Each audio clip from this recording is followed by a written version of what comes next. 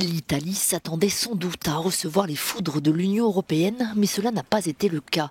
Au contraire, Bruxelles s'est montré compréhensif après le refus de Rome de livrer des doses du vaccin AstraZeneca à l'Australie, bien moins touchée qu'elle par la pandémie. L'exécutif européen parle néanmoins d'un cas exceptionnel.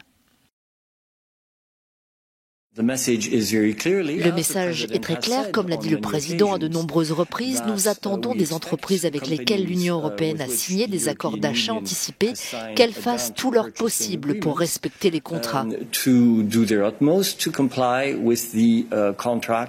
Et pour toutes les entreprises qui le font, il n'y a aucun problème d'exportation.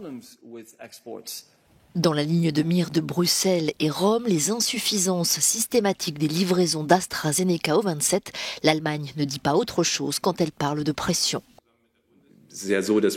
Nous sommes extrêmement intéressés et en cas de doute, nous devons faire pression pour garantir que les livraisons soient effectuées et le soient de manière fiable, surtout lorsque cette vaccination existe effectivement. Canberra s'est elle aussi montrée compréhensive face à la sévérité de la pandémie en Italie, 20 000 nouveaux cas quotidiens contre 6 seulement jeudi en Australie. En Italie, les gens meurent au rythme de 300 par jour. Je peux donc comprendre le niveau élevé d'anxiété qui existera en Italie et dans de nombreux pays d'Europe. Ce n'est pas la même situation en Australie. Mais néanmoins, nous avons pu sécuriser nos approvisionnements et des fournitures supplémentaires pour l'importation, tant avec Pfizer qu'avec AstraZeneca, ce qui signifie que nous pouvons poursuivre le déploiement de notre programme.